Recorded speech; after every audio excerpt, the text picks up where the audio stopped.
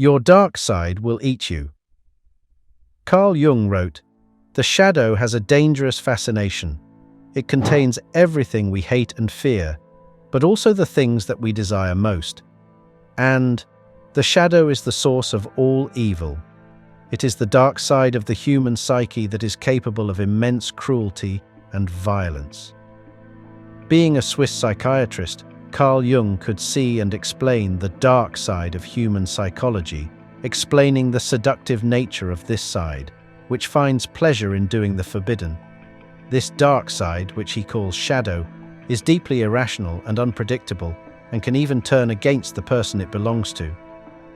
One person might appear humble, but his dark side can be a demon that loves to inflict pain and suffering on others, feeding on their fear.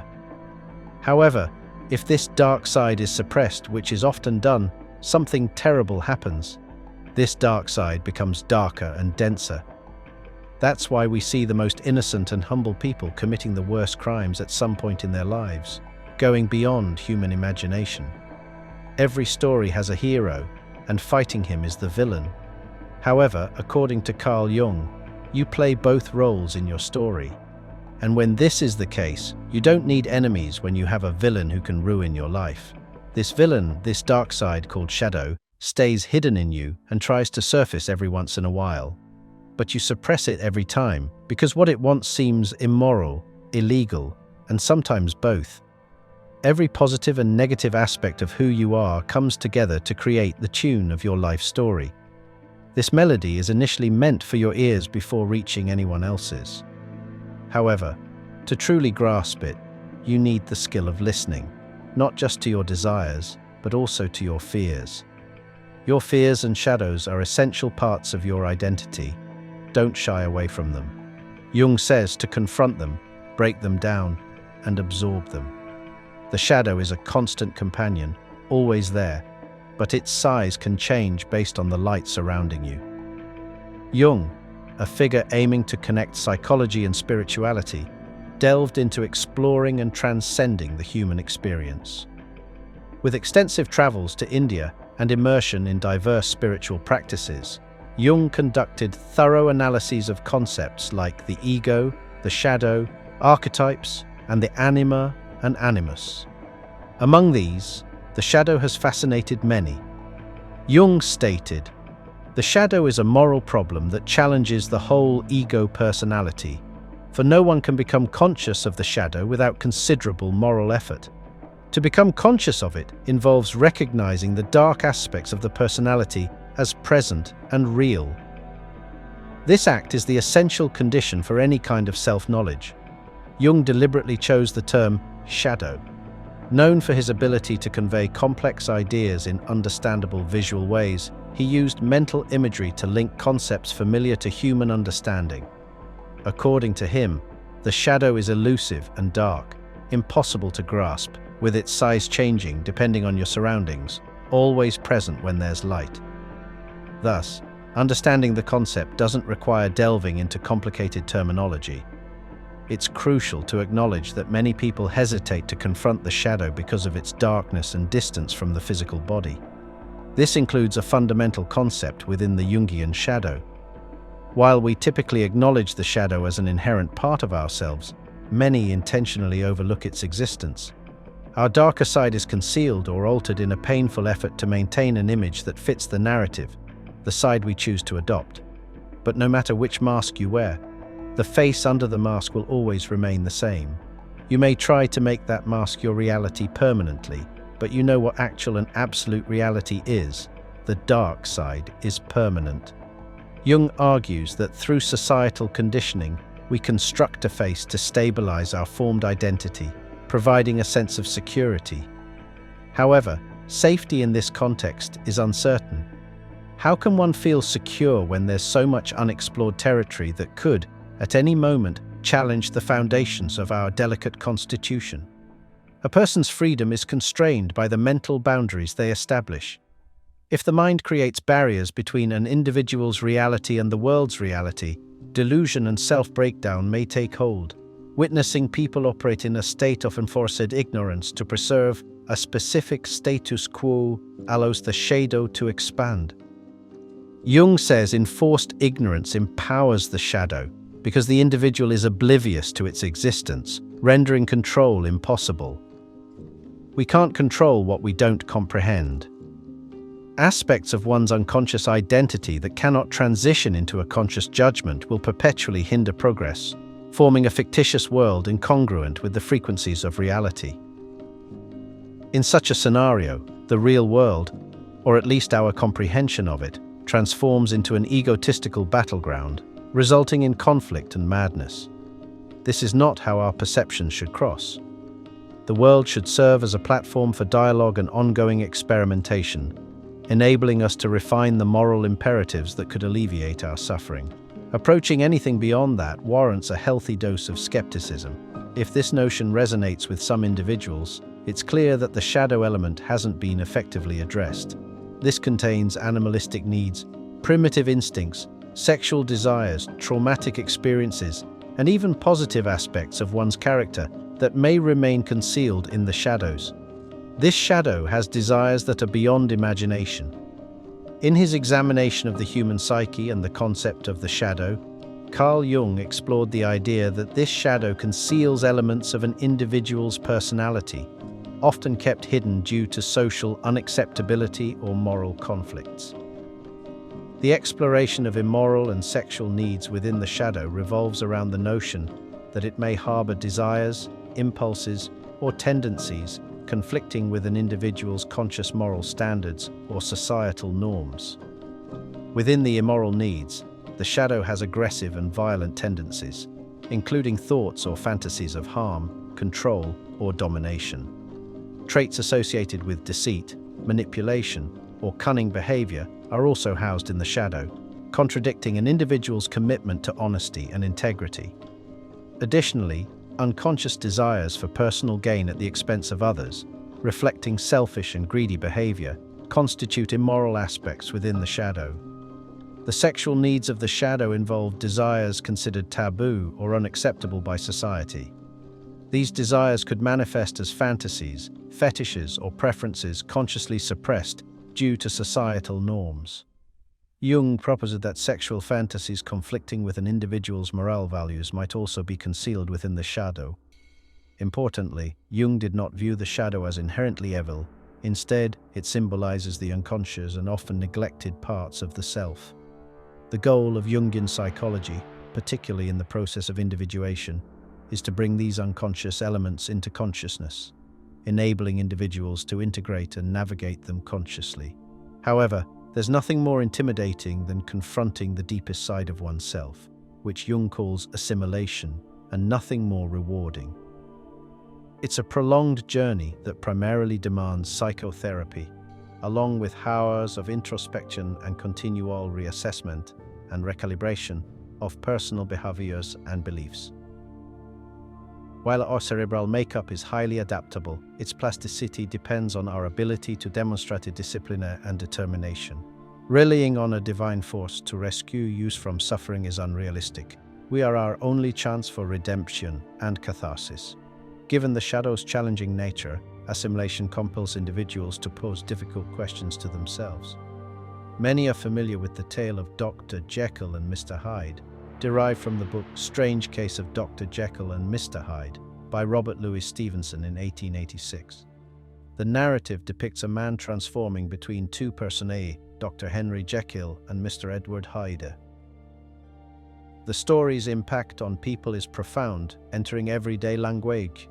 When encountering characters with unpredictable dual natures, we often recall the story of Dr. Jekyll and Mr. Hyde.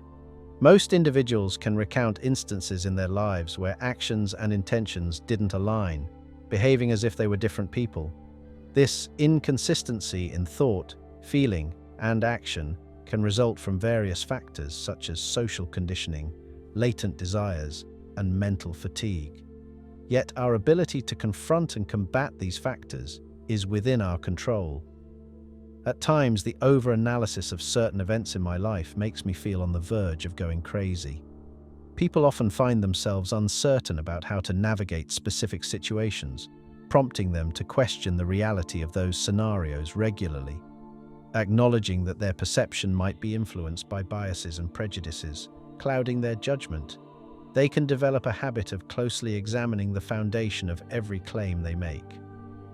Although this process may appear awkward, it can yield tremendous benefits in assimilating the shadow.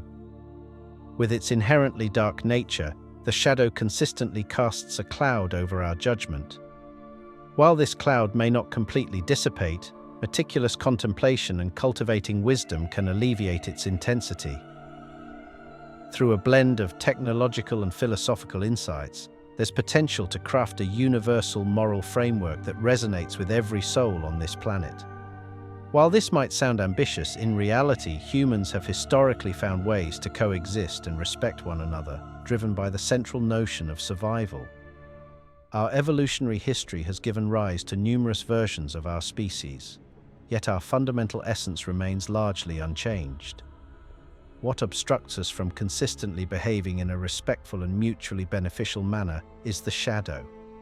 When the shadow takes control, discussions about a universal moral framework struggle to find fertile ground. Negotiations and debates devolve into verbal tantrums as we strive to defend our perspectives and positions in society's dominant hierarchy. While some individuals ethically uphold goodness, many perpetuate mundane attitudes and approaches. It's vital to confront the cliché and insignificance of existence to discern what is morally good. This, coupled with the ability to apply common sense in addressing trivial matters, expedites the discovery of solutions to most problems.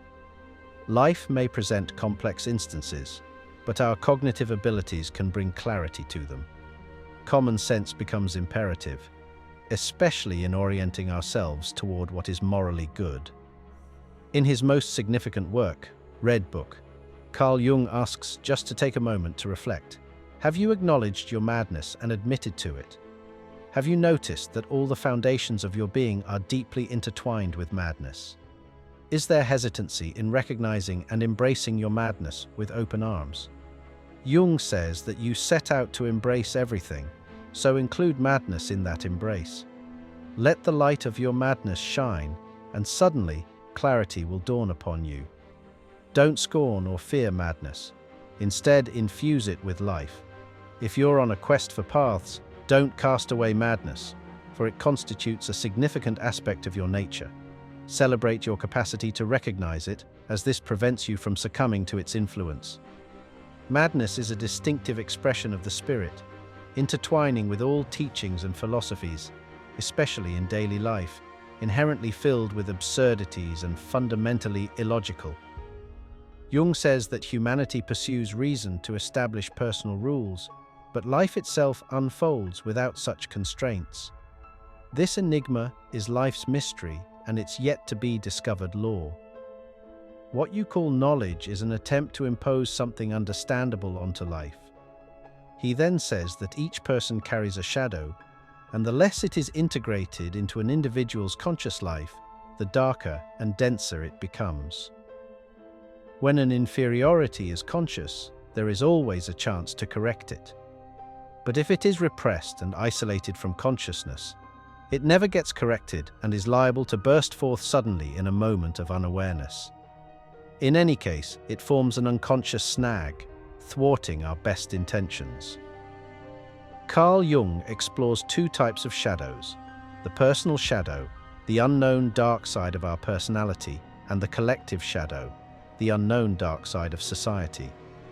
Starting with the personal shadow, Jung describes it as the thing a person has no wish to be. It represents the unknown or little-known attributes and qualities of the ego, an amalgamation of all those unpleasant qualities we prefer to hide from ourselves. The shadow harbors inferiorities that everyone possesses but chooses not to acknowledge, deeming them weak, socially unacceptable, or even evil. The shadow becomes most apparent when one is in the grip of anxiety or other intense emotions, and under the influence of substances like alcohol, a person may unexpectedly utter a hostile remark during a friendly conversation. When we resist assimilating what we despise, we project it onto others. Some individuals may be familiar with their shadow and be partially conscious of it under the control of the ego. However, many people adamantly refuse to recognize their shadow to such an extent that the ego is unaware of shadow behavior, rendering it unable to command it. Under these conditions, Jung argues that the shadow operates autonomously, expressing itself in inexplicable moods, irritability, and cruelty. Throughout his writings, Jung emphasizes the importance of developing awareness of the shadow in psychotherapy and understanding its projections in an individual's life. While the shadow is commonly perceived as negative, it can also harbor positive aspects. In fact, exploring our shadow provides access to numerous positive qualities. Jung notes that the shadow displays a number of good qualities, such as normal instincts, appropriate reactions, realistic insights, creative impulses, etc. Marie-Louise von Franz, one of Jung's closest collaborators, adds, "The shadow is not necessarily always an opponent. In fact, he is exactly like any human being with whom one has to get along, sometimes by giving in, sometimes by resisting, sometimes by giving love, whatever the situation requires.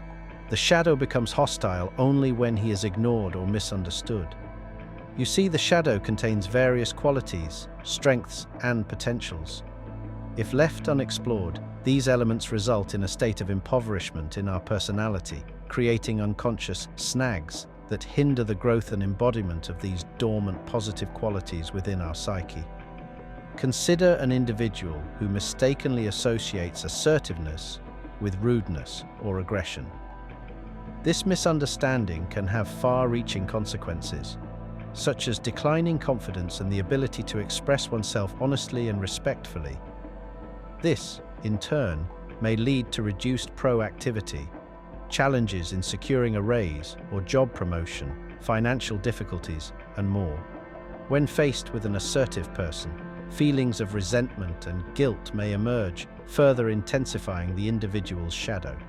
To fully benefit from these valuable aspects, they must be integrated into actual experiences rather than suppressed, requiring the ego to relinquish its pride. Encountering our shadow is not confined to waking life.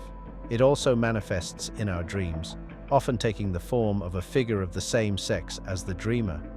This dream representation serves as a kind of criticism from the unconscious, an inner judge reproaching the dreamer, leading to embarrassed silence. Identifying the contents of the shadow and integrating them into our personality is a vital process known as the realization of the shadow or shadow work. This involves a strenuous process of self-education, comparable to the psychological equivalent of the labors of Hercules. Through shadow work, one can observe their shadow externally by monitoring emotional reactions and being brutally honest about interactions with others. Internally, this requires delving into one's dreams. This approach facilitates enlightenment and mitigates the destructive potential of the shadow. Rather than engaging in a conflict with the darkness, the focus is on bringing the darkness to the light and the light to the darkness. As Jung concisely puts it, there is no light without shadow, and no psychic wholeness without imperfection. The objective is not perfection, but the completeness of personality. The lifelong individuation process aims to balance conscious and unconscious realms, aligning the ego with the self, the entirety of one's personality. Despite its daunting and dark nature, confronting our shadow leads to the revelation of truth and brings a sense of relief. Jung says that this pursuit of truth is the essence of authenticity, an elaborate exploration into the depths of our being to uncover possibilities, limitations, distortions, and the often overlooked parts of ourselves and our abilities. Unfortunately, many individuals hesitate to engage in such profound reflection, even regarding the moral aspects of their conscious behavior, let alone considering the impact of the unconscious on their lives. Jung argues that the collective shadow extends beyond an individual's personal realm, delving into the obscured or lesser-known aspects of society and culture. It embodies elements that contradict our shared values, constituting a vast, multidimensional, and often alarming dimension of human existence. This encompasses the significant harm individuals inflict on each other and the natural world, echoing through subsequent generations. Within the collective shadow, we confront projections of darkness and inferiority, along with instances of violence, oppression, the concealment of ongoing suffering, and the denial of present responsibility. While the material of the collective shadow can manifest brutally in events like wars and massacres, it can also disguise itself in seemingly benevolent initiatives, like the enforcement of specific languages, a contemporary Orwellian reality. Similar to individual shadow material, the pervasive influence of the collective shadow may be subtle, escaping immediate notice. Externally, the collective shadow materializes in atrocities, persecution, physical suffering, sickness, poverty, malnutrition, alcoholism, crime, and the decline of cultures. Internally, it manifests in the intricacies of individual psyches, giving rise to self-hatred, contempt for one's heritage and culture, depression, feelings of impotence, and a desire for revenge. Historically branded as evil in the Christian tradition, it might be likened to the devil, where possession by the devil robs an individual of their human qualities, imparting a demonic nature. Jung advocates that the primary response to evil should involve the pursuit of self-knowledge and wholeness, requiring the assimilation of shadow material. Individuals must relentlessly explore both the positive contributions they can make and the potential for wrongdoing. When societal issues are acknowledged but met with denial, projection, and a lack of individual and collective responsibility, they transform into shadow issues. Taking responsibility, morally, politically, and spiritually, is vital, demanding the courage to confront our darkness and liberate others from carrying its burden on our behalf. This is especially relevant when addressing instances of extensive historical suffering, such as wars, genocide, and pervasive oppression, whose impacts persist in the present. Yet humans engage in denial, often linked to a desire to move forward and put the past behind. Numerous efforts such as public apologies, repentance, reparations post-wars, and journeys to places marked by great suffering have been undertaken to confront challenging and painful histories.